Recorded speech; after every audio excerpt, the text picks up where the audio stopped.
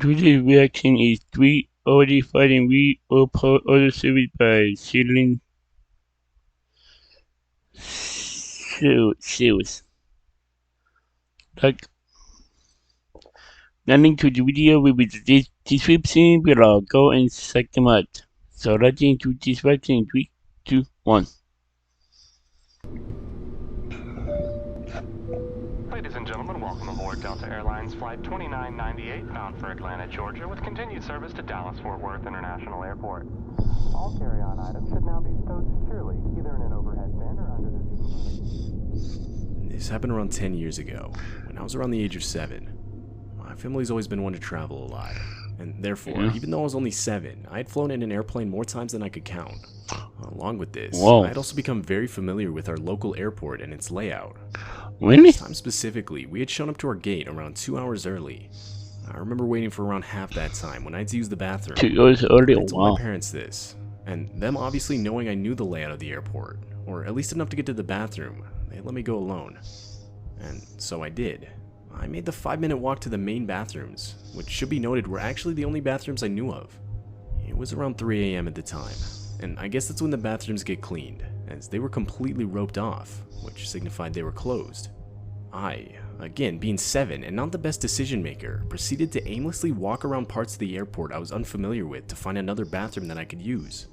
And this led me to a hallway, which was sort of sectioned off from the rest of the airport.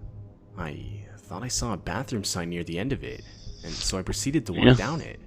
But when I was maybe halfway down the hallway, I clearly saw a head peek around a corner. It was a man. I instinctively stopped in my tracks. Hey, kid, come over here. Without even giving it a second thought, I continued walking down the hallway, now towards this man. I honestly at the time just thought it was an employee, and that he was going to direct me to a bathroom I could use. But no. The man explained how he was lost and needed me to follow him so that I could help him find the right gate for his plane. At the time, I not only trusted and believed him, but I was actually excited at the thought of helping this man. Like I said before, I was familiar with a good portion of the airport, and I guess the thought of being able to help an adult made me feel special. I responded saying I would help him, but that I wanted to let my parents know what I was doing real fast.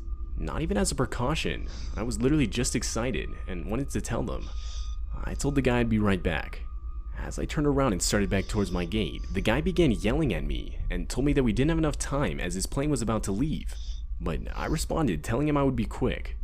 Shortly after exiting the hallway, I looked back and saw the man practically running out of the hallway and down the stairs that ultimately led to the airport's exit. I figured that was that. I thought it was weird, but I never brought it up to my parents, and after finding a bathroom I could actually use, I practically forgot about the whole thing. Fast forward to a couple years ago, and some coworkers and I were talking about weird stuff that we experienced as kids, and that memory just suddenly came back to me. Being a lot older, it only took a second to connect the dots and realize what actually almost went down. It was a really disturbing feeling to only realize how much danger I was in years later. In retrospect, I definitely should have told my parents about it right after it happened, but I just hope the dude didn't try it on any other vulnerable kids like me.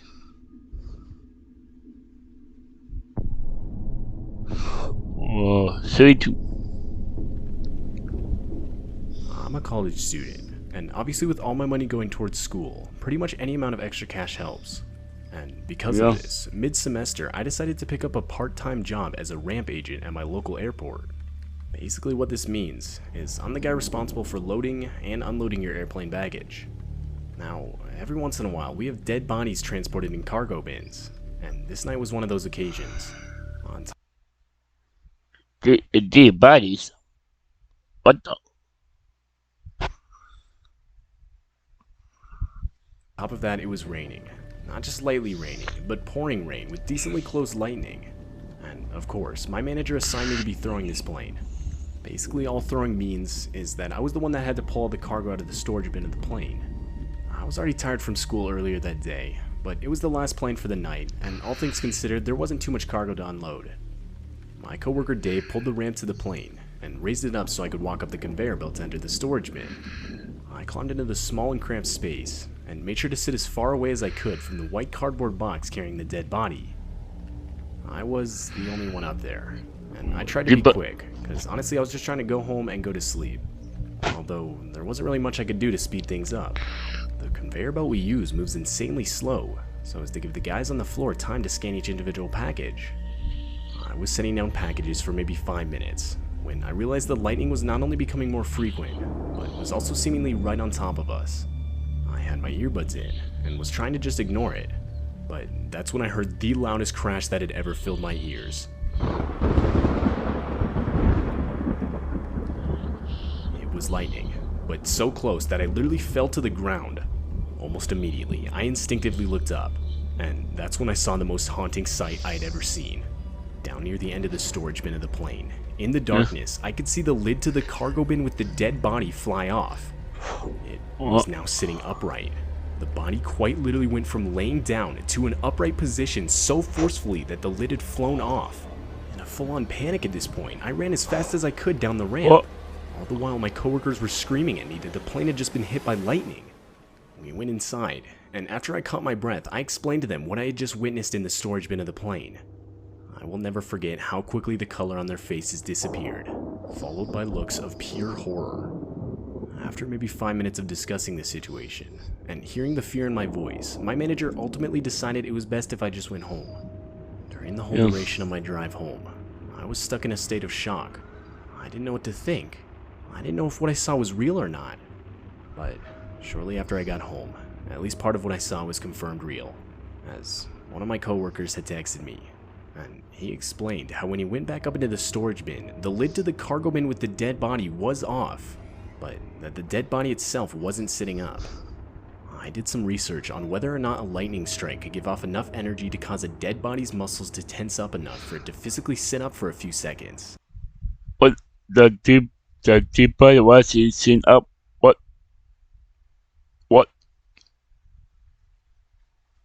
The suspicious. Creepy. But I couldn't find any results on this. So, to this day, I still have no idea whether what I saw could be explained by the lightning, a trick my mind was playing on me because of fatigue, or something else altogether. But either way, I would quit my job at the airport the very next morning. I honestly couldn't see the money as being worth it anymore at that point. The trauma I had experienced was far more than the money was worth. I will do the something too.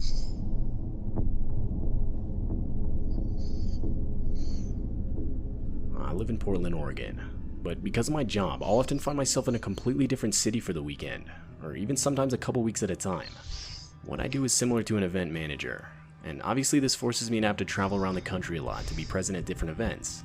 The company I work for obviously pays for my flights, but it felt like no matter where I had to be, I was always put on the cheapest flight possible. I mean, I get it, the company was trying to save money, but this often resulted in terrible flight experiences. To say I saw some interesting people would be an understatement. But to be completely honest, I didn't really mind. I guess I figured as long as I got to my destination in one piece, that was all that really mattered. Or at least that's what I thought at the time. I was in the Dallas airport on a flight back home to Oregon. It was a Sunday night, and I had just finished working pretty much the whole weekend. And of course, I had to be in the office Monday morning. I was already exhausted from the whole weekend, which forced me to have to practically drag myself to my gate. Something I probably should have mentioned is that my flight was actually in 2 parts. So I would go from Dallas to Sacramento and then to Portland. The first flight wasn't that full. I was in the window seat and only one other person was in my row.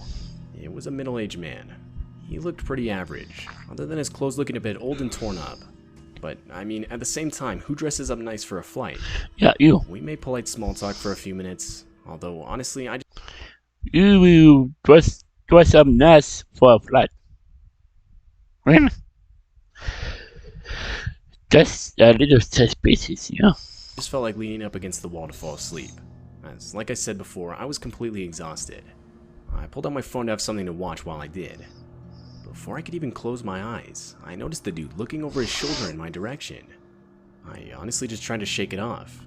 I figured he was just trying to look out the window rather than my movie.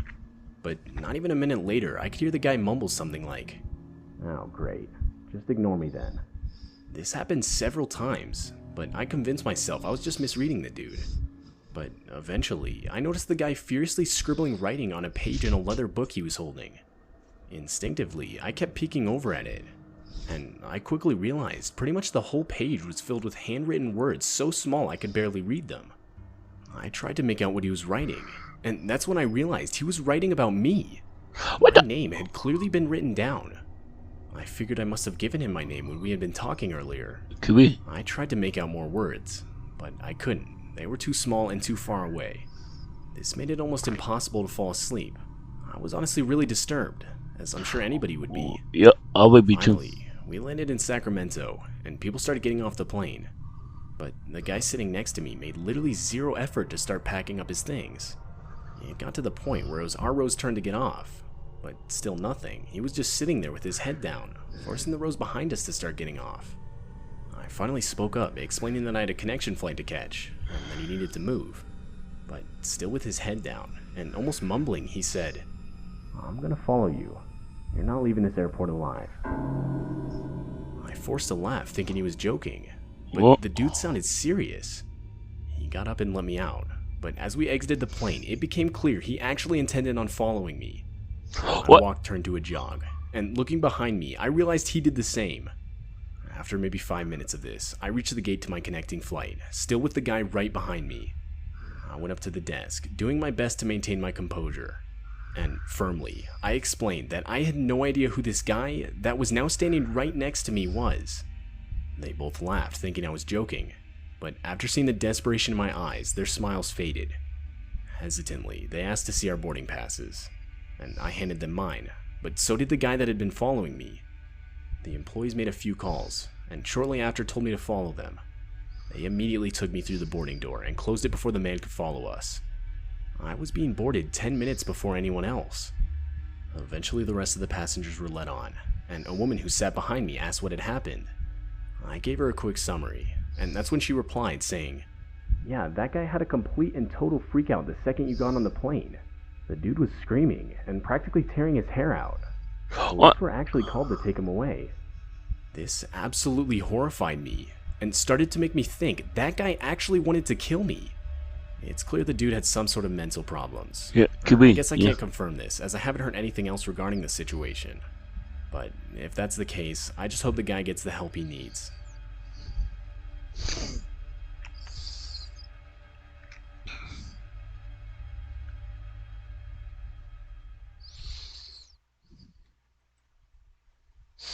That was wow. There were 3 already fighting re-uphold order service but silent sales. Wow. The link to the video will be the description below. Go and check them out. And double like if you like. And comment down below if you want to see more series reaction like this one. And subscribe if you're new. And click the bell so we notify when I upload. No matter. Bye.